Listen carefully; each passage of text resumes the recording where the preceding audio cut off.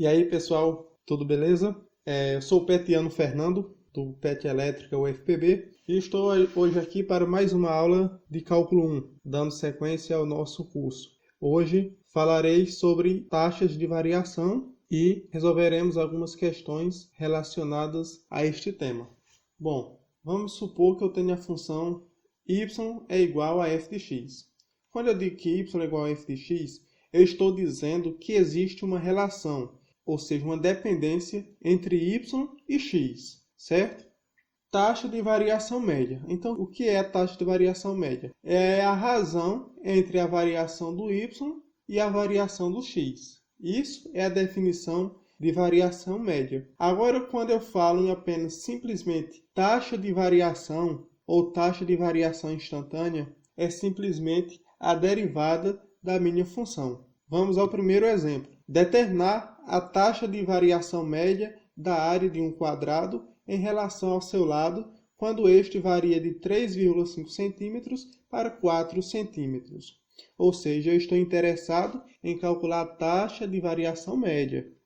Então, taxa de variação média, como a gente viu, vai ser a variação, no caso da minha área, dividido pela variação do meu lado. A variação da minha área vai ser a minha área final menos a minha área inicial. E a variação do meu lado vai ser o meu lado final menos o lado inicial. Como trata-se de um quadrado, qual é a área de um quadrado? É o próprio lado ao quadrado. Então, a área final vai ser o lado final ao quadrado. E o lado final ao quadrado é 4. Então, 4 ao quadrado. Menos o meu lado inicial ao quadrado. Meu lado inicial ao quadrado é a minha área inicial, certo? Então, esta vai ser a minha variação da área. E a variação do meu lado vai ser o meu lado final, que é 4, menos o meu lado inicial, que é 3,5, certo? Resolvendo isso, 4 ao quadrado dá 16, 3,5 ao quadrado dá 12,25. Aí, repito o denominador, 4 menos 3,5. Resolvendo o numerador, 16 menos 12,25 dá 3,75. E 4 menos 3,5 dá 0,5. Resolvendo, dá 7,5. Ou seja, essa é a minha taxa de variação média da área do quadrado em relação ao seu lado, quando o lado passa de 3,5 para 4 centímetros. Agora, o item B ele pede o seguinte: a taxa de variação da área de um quadrado em relação ao seu lado quando este mede 5 centímetros.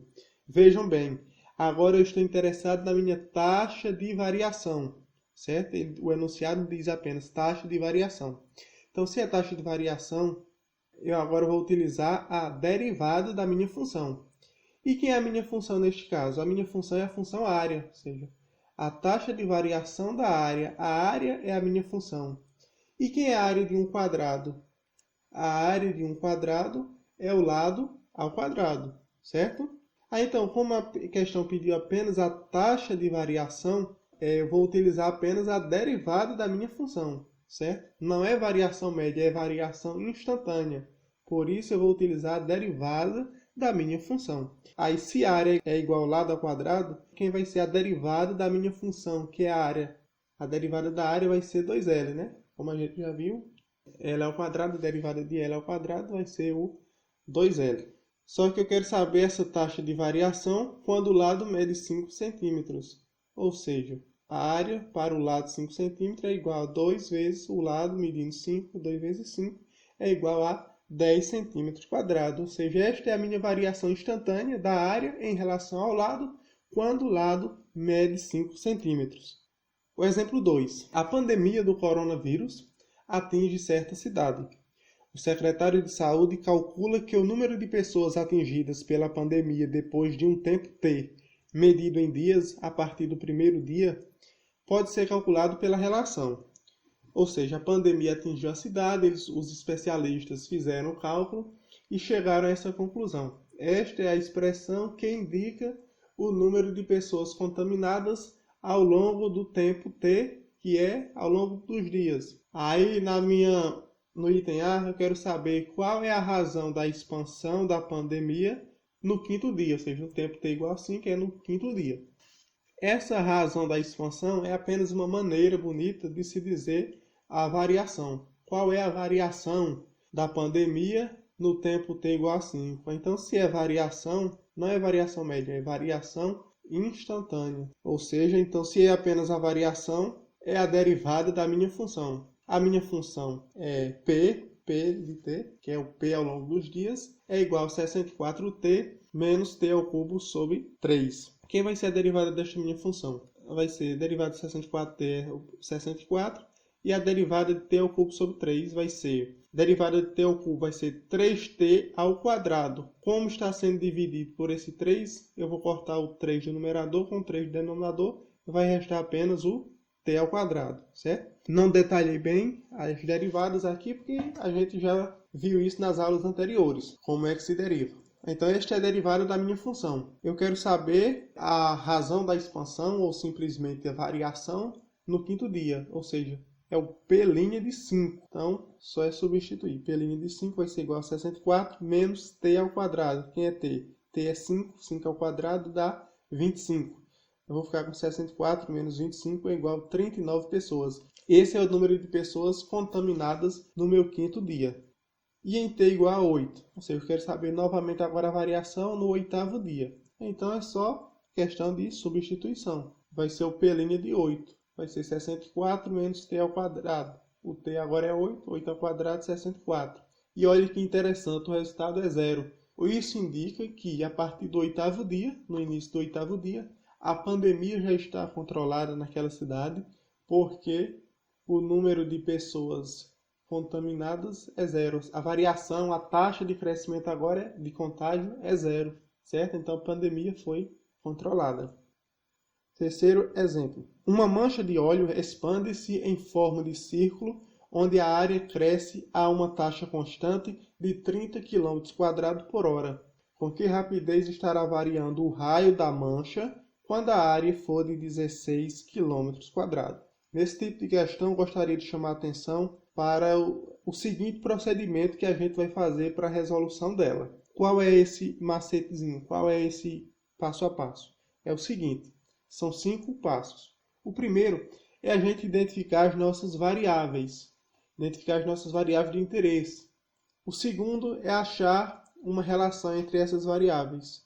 Em terceiro, derivar em relação à variável de referência. Em quarto, substituir os valores conhecidos. E por último, que é o quinto passo, isolar o que se quer calcular, certo? Então, eu tenho o seguinte aqui, a questão diz, uma mancha de óleo expande-se em forma de círculo. É uma mancha de óleo em forma de círculo.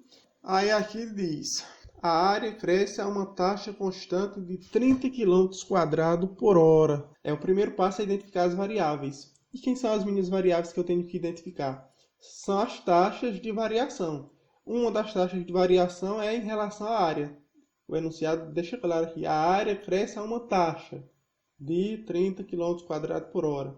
Então, se a área cresce a uma determinada taxa, a área é uma das minhas variáveis. E qual vai ser a outra variável? A outra variável é o raio. Por que o raio? Porque a questão pede com que rapidez estará variando, ou seja, com que rapidez também estará crescendo o raio da mancha quando a área for 16 km². Ou seja, as minhas variáveis é justamente as variáveis da taxa de variação, que neste caso é a área e o raio. O segundo passo, achar a relação entre as variáveis.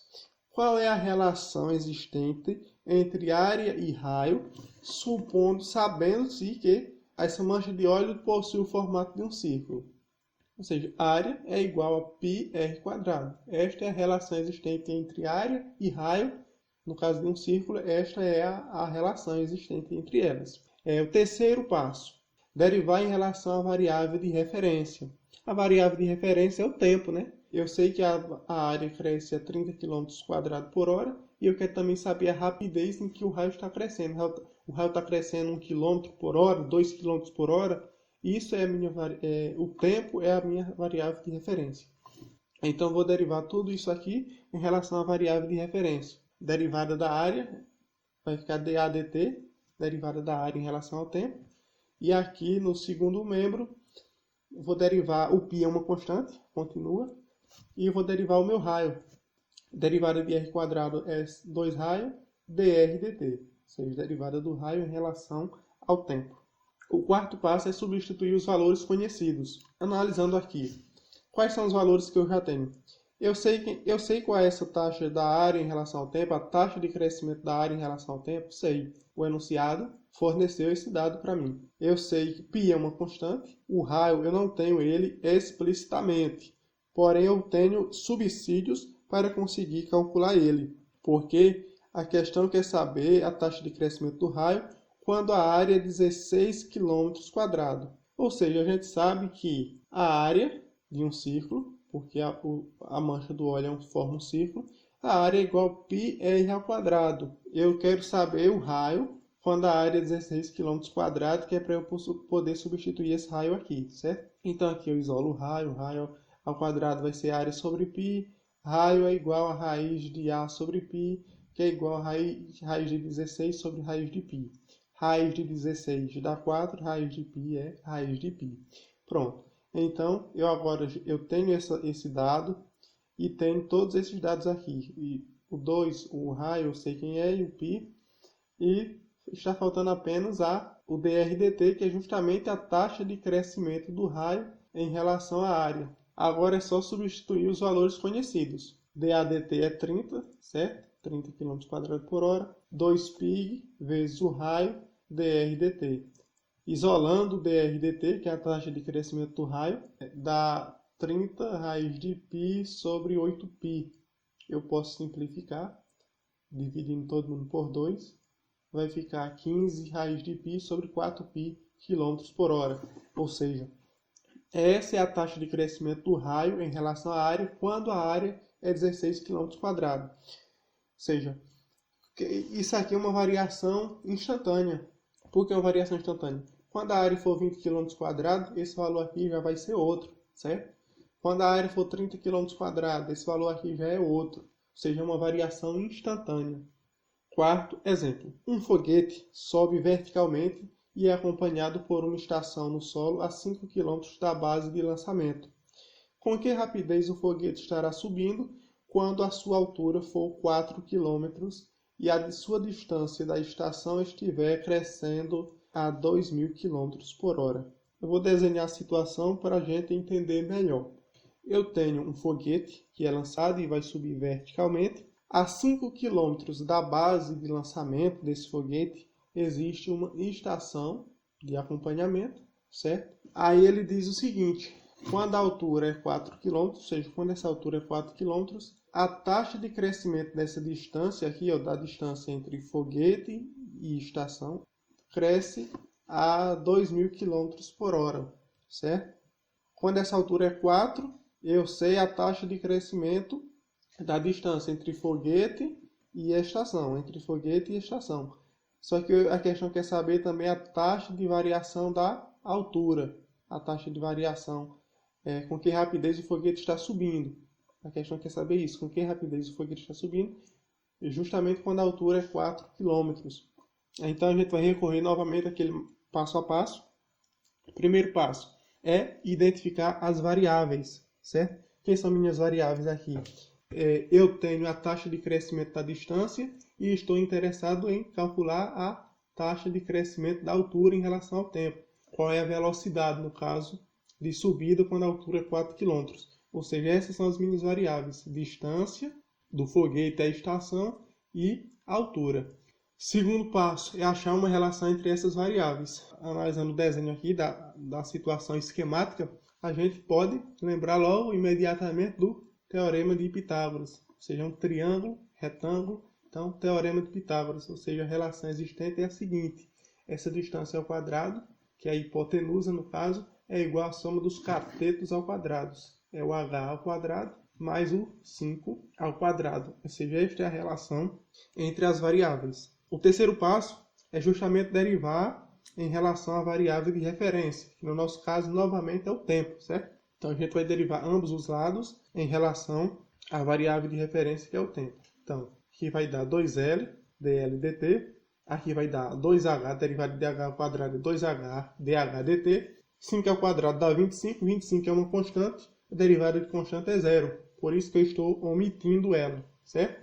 Quarto passo, substituir os valores conhecidos. Eu tenho essa taxa de crescimento da distância do foguete à base de estação, foi dada, que está crescendo a uma taxa de 2.000 km por hora. Eu quero saber essa derivada, essa taxa de crescimento da altura em relação ao tempo, é a rapidez com que o foguete está subindo. Quando a altura é 4, então quando a altura é 4, o L ele não foi dado claramente, porém eu quero saber quando a altura vale 4, ou seja, quando a altura vale 4, quem é esse L? Quanto vai valer o L? Então fazendo aqui a parte, a conta, quando a altura é 4, essa distância aqui é fixa, certo? Que é a distância da estação até a base de lançamento, e nesse caso a distância vai ser igual à soma dos catetos ao quadrado, vai ser a altura ao quadrado, que é 4, mais o 5 ao quadrado, então o lado ao quadrado é igual a 16 mais 25.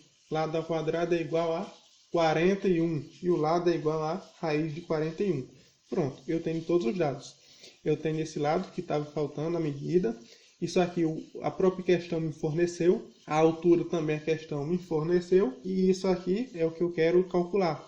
Então é só substituir os valores conhecidos e isolar o que eu quero calcular, certo? Então vou substituindo aqui 2 vezes o lado raiz de 41 vezes a taxa de crescimento entre distância do foguete à estação, que é 2.000 km por hora, é igual a 2 vezes. Eu quero saber quando a altura é 4. Então, altura 4 e aqui a minha variável de interesse, a minha incógnita no caso. Isolando a minha incógnita, eu chego ao seguinte valor. dh dt, que é a taxa de rapidez com que o foguete está subindo, é igual a 4.000, 2 vezes 2.000 dá 4.000, raiz de 41, e passo esse 8 aqui, 2 vezes 4, 8, passo esse 8 dividindo. Pronto. Aqui eu ainda posso simplificar. 4.000 dividido por 8 dá 500. 500 vezes raiz de 41 km por hora. Ou seja, esta é a velocidade que o foguete está subindo quando a sua altura vale 4 km.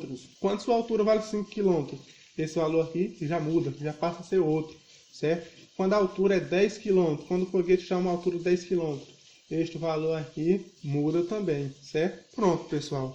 Era só isso, certo? Por enquanto, nessa aula.